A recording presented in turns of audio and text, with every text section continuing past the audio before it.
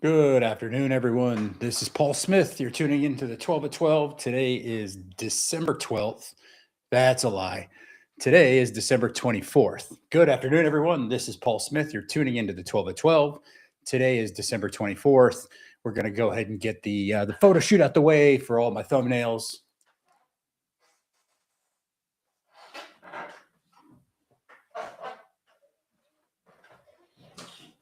Thanks for tuning in, guys. Again, this is Paul Smith. You're tuning into the 12 at 12. Let's see who is not logged in and streaming right now. Oh, come on. Instagram will come on, get you coming in here in 1 second. Guys, we're going to talk about a lot of stuff today. Obviously, coming up at the end of the year, a couple weeks left. We got the market coming in pretty strong. We'll be able to discuss what's happening end of year. Also, those that don't know, we're live on X. We're live on Facebook. We're live on YouTube. We're live on Twitch. Instagram is definitely not the best way to watch live streams, honestly. For whatever reason, Instagram just doesn't love live streams, but all good there. Man, interesting. I've been reading a lot of stuff about Shortcut. What's good, man? Thanks for tuning in to the 12 at 12 of Paul Smith. DJ Shortcut in the house. Dude, glad to see you're doing well, man. And happy holidays, Merry Christmas, all that good stuff. Man, Short, we're going to be talking about some real estate today. I don't know if you know this or not, but Jeff Bezos has a competing rocket company similar to SpaceX called Blue Origin. And they're actually eyeing coming to Central Texas. We got Miss Chin, Monica. Thanks for tuning in to the 12 at 12. Those that don't know, Jeff Bezos has a similar company to Elon Musk called Blue Origin. It's a similar type of a rocket company. And happy holidays to you as well, man. Give the family a hug. And they're looking at Central Texas. Dude, it's going to be another $1 billion project that's going to be coming in the area. It hasn't been announced where it's going to go yet, but I'm fairly sure we can speculate where it's going to be, right? It's either, my assumption, if they're going to pick Central Texas, which again, it hasn't been announced officially that they've picked Central Texas. They're eyeing a couple areas.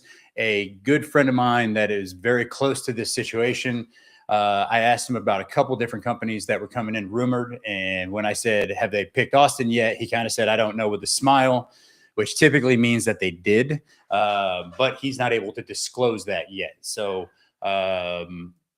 publicly, it's not. They haven't said that they've come in here. It looks like they're eyeing here.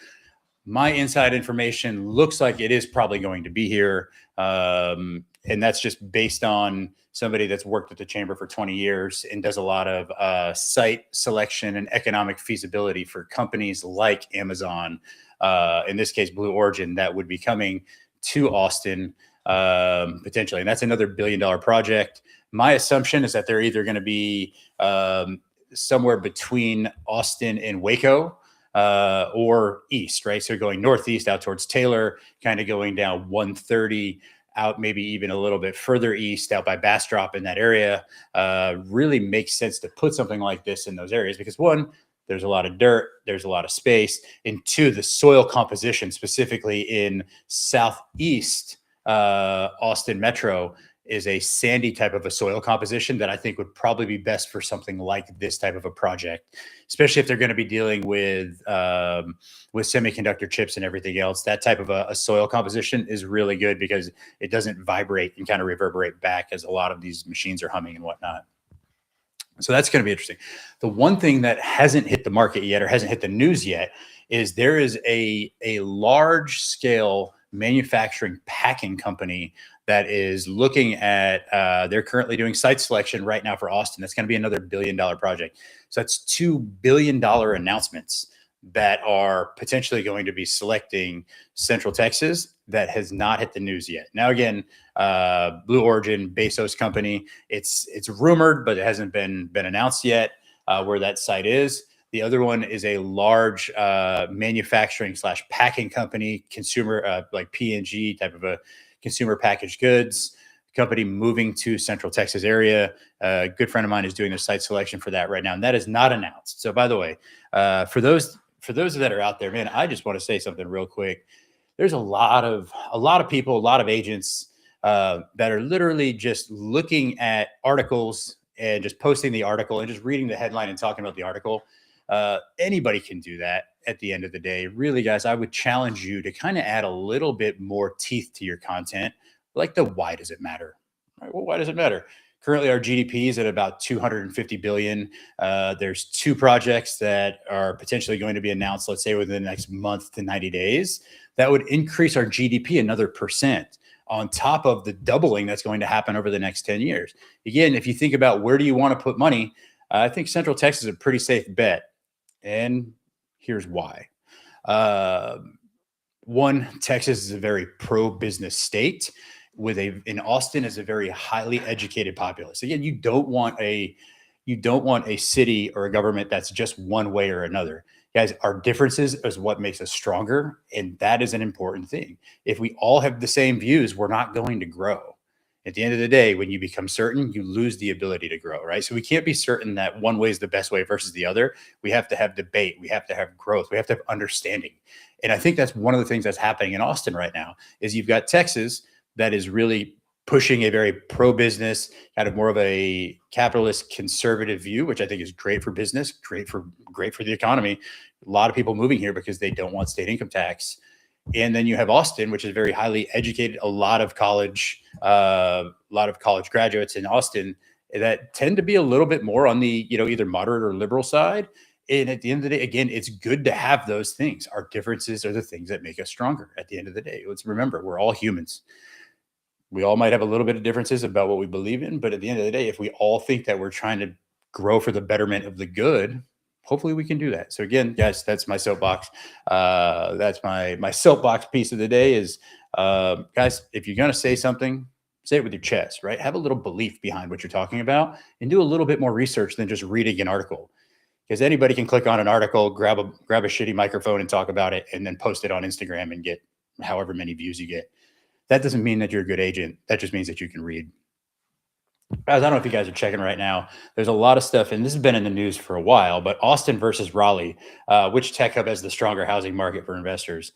Well, dude, those that don't know about Raleigh-Durham has been a town or city that's been on the come up and becoming for a long time. And those that don't know, Raleigh was actually one of the top considerations for Army Future Command because of Fort Bragg and a lot of the stuff that's happening in that area. And at Fort Bragg, that's really where you have the action readiness force for the military, specifically for the Army, right? You've got Delta, you've got JSOC, and you've got the Rangers, everything over in that area. And if something's going to happen, you've got the 101st Airborne. If something needs to happen where it's a quick action ready force, Bragg is going first at the end of the day. And so a lot of the things that are being tested for Army Future Command are for the intent to hit Fort Bragg first, because those are the soldiers that are on the cutting edge of what's happening in the military. And so that's one thing with Raleigh. The other thing with Raleigh as well is that they have two great colleges. You have Duke and UNC, and you also have a large kind of community of there's just a large community of biotech. There's a lot of hospitals in the area, and so it's a different type of tech in Raleigh than you'll see in Austin. Austin is very semiconductor manufacturer based, whereas Raleigh really seems to be kind of more of like research type tech, versus Austin being kind of like a tech hub. I look at the Raleigh market as a very stable market. Austin is a growing market. We'll see if Army Future Command shifts over to Raleigh. I think that could be something that would be really positive for Raleigh-Durham, to be honest with you, because just the amount of money and the amount of contracts coming out of Austin, specifically with military kind of backing, that other cities don't have right now. And so that's something that's real positive. I don't think that North Carolina is going to be able to pull the Teslas of the world or the Blue Origins of the world, the companies that you're seeing coming in right now into the Austin area or even in the Texas area. Both states are very pro-growth, right? So both are relatively conservative states with a highly kind of educated college populace. So it's two very similar situations happening there. I think the real estate in Austin is a tad bit more expensive than the real estate in Raleigh. Interesting to see if they've got the If they're the next city to really have that kind of explosion like Austin just went through.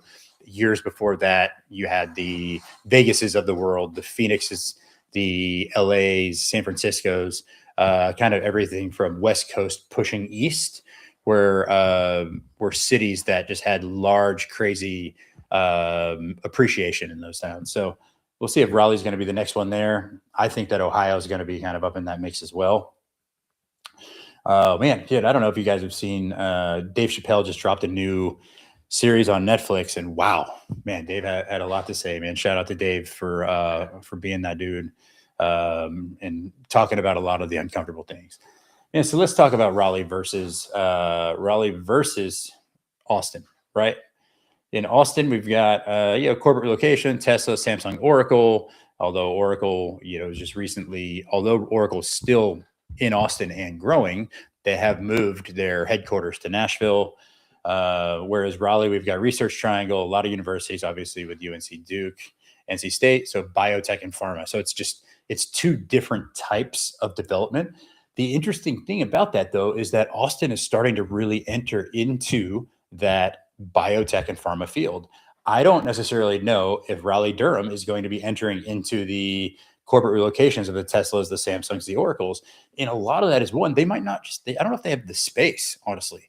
There's so much land in Texas for growth, and also the location of it, the soil composition, being kind of centrally located versus being on a coast, I would assume is probably pretty important as far as those go.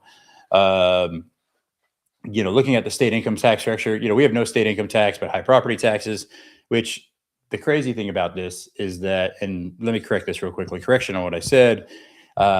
North Carolina does have a state income tax, but lower property taxes. Crazy thing is that as our values go up, our percentage of property taxes go down. And the reason why the property taxes are so high is because the real estate is so high comparatively, right? So in, say, for example, California, you pay a large state income tax, but your property taxes are locked in at 1.1% of what you paid for the property. Well, in Texas, you don't pay a state income tax. And when I got into real estate, there were places that had taxes at 3.2%, which is crazy. Now, as Texas has expanded, as the real estate values have gone up, the thing is you don't need a proportionate amount of police officers, firefighters, municipality supplied services for the amount of properties that are growing, right? And so the way that property taxes work in Texas is they have the overall budget. Well, first and foremost, they have the overall budget as one thing. They have the overall value of properties as another thing. And then the way that they meet that is based on a percentage, right? So I've seen City of Austin taxes go from 2.6% all the way down to 1.6% in some areas. I've seen Travis County ETJ drop all the way down to 1.4. I think Rollingwood is 1.6 right now. Right. So the taxes have definitely fluctuated. The percentage has fluctuated. Now, of course, the values have gone up. And at the end of the day, a lot of times people are like, wow, Texas property taxes are so high. And you know what? You're right. Especially if you're from California, you're looking at 1.1%. But it was significantly higher when it was, say, 2.2% to 2.4, up to 3% for those property taxes. Now I'm seeing that drop into the low twos, into the high ones. So that delta of a percentage is actually coming a lot closer. And so now all of a sudden that, oh yeah, your property taxes are high, that excuse is starting to go away a little bit, especially for the high income earners, right? If I'm somebody, I've got a client right now, they're looking at moving. They live in another state where they're paying about $200,000 a year in state income tax. They can buy a home for $3 million in Austin with the amount of money that they're going to save in state income tax, regardless of how much the property taxes are. That's with the principal, interest, taxes, and insurance all in. This is something that's this is what a lot of people are seeing. This is why you're seeing a lot of wealth migrating to the states like Texas, states like Florida, states like Nevada. You're seeing a lot of that. Let's talk about population growth rate. Explosive, historical, among the fastest in the U.S., very strong and steady. Again, Austin, explosive growth. I mean, if you look over a city over the past 20 years, I don't know if there's a city that's grown more over the past 20 years than Austin has. Raleigh-Durham has just been kind of steady, right? Raleigh-Durham has always had the, Lisa, thanks for jumping in. Raleigh has always had pharma. It's always had medical. Duke is a one of the number one medical schools in the world, right? And so they've always had that. Austin has gone through a change. Austin, 20 years ago, 25 years ago, was a city that was based on government, colleges, and started to get tech, right? Dell was kind of one of the first ones. IBM was one of the first ones back in the day. Kind of those companies in the 60s and 70s that came here, and as they started to grow, tech started to grow. And Austin was kind of always that kind of like super cool, kind of hippie community, very obviously very music based. And so what's happened really over the past, let's call it 10 years, is a wealth reclassification in the Austin market. And that's because our, let's say 28 to 32-year-olds that were traditionally working in government, working, out of college, working at universities, stuff like that. Let's say their average income was 40 to 60,000. Now all of a sudden, those same 28 to 32-year-olds are in the tech industry, and their average income is 150,000.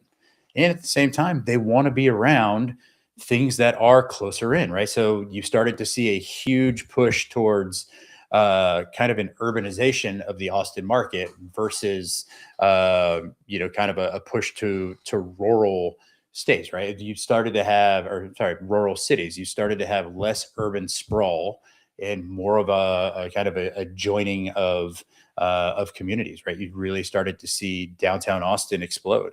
Think about when the Frost Bank Tower was built in 2005 to what you see in the market now, and how many buildings were built downtown. At one point, Mayor Will Wynn, he had said, I want to see 25,000 people living in downtown. And guess what? We're pretty much there at this point. And that was his goal, to have that amount of people moving downtown and really have kind of an urban push for the Austin market. Look, when you start talking about property taxes and spreading out value, if you look at, let's say, like you look at the independent lot, right? That's one city block, and you have 300 and something units in that building. And in that building, let's say the average unit is 700,000. So now you have 350 units that are at 700,000 each. If you look at that versus now look at Steiner Ranch, right? That same amount of land for 300 homes, 350 homes, that $700,000 value, it just doesn't compete. You need significantly more land to get that property tax basis. And so as the Austin market, specifically the Austin downtown market, has exploded, what that's done is that's supplied a huge influx of money to Travis County. That's one of the reasons why you're seeing your percentage for property taxes come down. And that's where you start to see Texas start to say, you know what? Yeah, you're right. We don't pay state income tax. And oh, by the way, we're growing smartly, in which where you're now starting to see the percentage of your property taxes come down as well. Toddy B in the house, man. We got Brian McCarley, one of the best builders in town. Brian, thanks for being in here, man. And that's one of the things that you start to see when people start to say to you, you know what? Oh, Texas property taxes are high. It's like, yes, they are. And bullshit. Like, it's coming down as a percentage. Yeah, it's higher than some states. But think about how much money you would pay if you had state income tax. It's going to be significantly higher.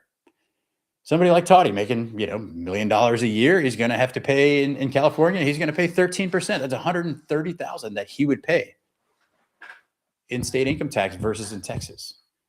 Now, think about that as property values, right? For him to have to pay $130,000 in property tax, he's going to have a home that's 6-7 million. Guess what, man? As much as I wish it was true, majority of people I know don't own homes that are 6-7 million. A lot of them are in that like 2 to 5 million range. And now all of a sudden their taxes are going to be in that, let's call it 40,000 to 80, 90,000 range, which, by the way, is still a lot of money. But if you think about how much money those folks are saving in property or state income tax, it probably pays for the whole thing at that point. And that's one of the reasons why Central Texas is so attractive at the end of the day. If you couple that now with the news specifically about Blue Origin, again, hasn't been announced yet. Sounds like they are coming here. Based on the smirk that my friend gave me, I think they are coming here. He also may have done the site selection for them, so he wasn't able to disclose that to me. But I'm pretty sure you guys will hear it from any agent that sees something on ABJ and just kind of grabs a microphone and talks about it. The other thing is there's a very large billion-dollar project coming in. That's a manufacturing plant that's going to be doing like consumer packaged goods. Think something like like a Tyson's chicken or something like that's going to be coming to Texas as well. And if you think about it, there's only a few areas where it can go, and it's not west. It's got to be real tough for anybody to build that large of a structure west. But if you look at everything from north, northeast, east, southeast, all the way down to Lockhart, there is a ton of land and a ton of opportunity that's happening there. Hey, one of the other neat things that I was talking to my friend about is that there's a new semiconductor company coming to Austin that the technology basically works at the chip level. And so then what this company does is it literally will take the chip and it'll tell you what this chip is best used for. Is this chip best used for AI? Is this chip best used for computers? Is this chip best used for cars, right? And so then all of a sudden you've got each chip that's going to be hyper useful to that type of an application. I think it's going to be one that's going to be bought very quickly. But pretty neat. It's cool to be in those kind of tech incubator conversations because you just see all the innovation that's happening in Austin. And also you get some opportunities to invest. So if anybody's interested at all in investing in some dope ass tech companies, hit me up. I can definitely connect you because there's some cool opportunities coming in Austin. And this is kind of founder level, ground floor level investment stuff at the end of the day. It's pretty cool to watch. Pretty cool to just be in the meetings, honestly. Looking at the investment profile between Austin and Raleigh, the investment profile, Austin is going to be very heavy appreciation. That's the truth, right? Our land values have gone up so much and our rental rates have not gone up in as the values have. And also at the same time, there's been a good amount of overbuilding in the Austin market over the past 4 years. So you're actually seeing rental rates coming down. I actually think they've stabilized compared to last year. But I'll tell you what, if you've got a CD property right now, do what you can to get that to an AB property, at least a B property, because the AB properties, their values aren't dropping as much as the properties that are, that are a little bit bruised up, a little bit banged up at the end of the day. Whereas, with Raleigh-Durham, you're seeing more of a balanced market. You have appreciation and cash flow potential. I would say that was the Austin market all the way up to probably 2019, right before you had that large explosion, because you don't have rental rates going up lock stack with appreciation at the end of the day. I wish it was. But, there's definitely areas in different asset classes. Residential real estate isn't the only investment out there at the end of the day. And so there's a lot of other dope investments that you can make in real estate. You can get creative with real estate. You can partner with people that you want to go ahead if you want to do some sort of a JV deal as far as building goes. It's like, how are you going to add value to that real estate to get that appreciation? But then also, how do you do that where then you can increase the rental rates? That's a conversation. Certainly happy to have this have a talk about as well. Let's see what else did everybody send out here for me. Oh, dude, those that don't know, Katie is opening a restaurant in downtown Austin, going the way of Vince Young, of course, hoping that Katie is a lot more successful. And it sounds like he actually has a little bit more ownership in the name and the actual partnership versus Vince. Unfortunately, the other large celebrity that's coming also is Justin Timberlake is opening his spot here as well. Both of those things in downtown. That's going to be at the old J Prime location is where Katie is going to be opening that up. So Kevin Durant, obviously a Longhorn legend. Dude, those that don't know, by the way, Katie invested $3 million in UT to go ahead and change their basically they're redoing their athlete facility where athletes are going to train.